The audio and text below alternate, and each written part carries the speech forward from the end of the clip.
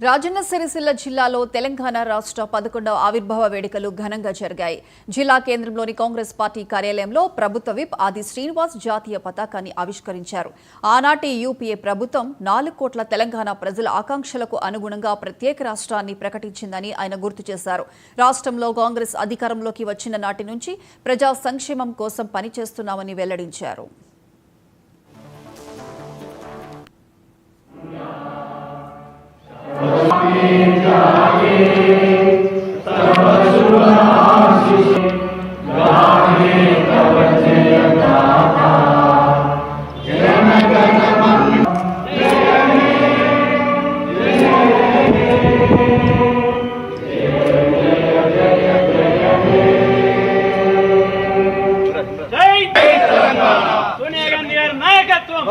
తెలంగాణ ఆవిర్భావ దినోత్సవం సందర్భంగా రాజన్న సిరిసిల్ల జిల్లా ప్రజలందరికీ ముందుగా నా శుభాకాంక్షలను తెలియజేస్తా ఉన్నాం. మా వైపు నుంచి 4 కోట్ల తెలంగాణ ప్రజల ఆకాంక్షను గుర్తించినటువంటి ఆనాటి కాంగ్రెస్ ప్రభుత్వం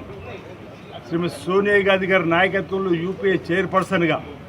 అంతకంటే ముందు కరీంనగర్లో 2004లో జరిగిన సభలో ఇచ్చిన మాటకు కట్టుబడి సబ్బండ వర్గాలు ప్రత్యేక తెలంగాణ కావాలని కోరుతున్నటువంటి సందర్భంలో ఇచ్చిన తెలంగాణ, వచ్చిన తెలంగాణ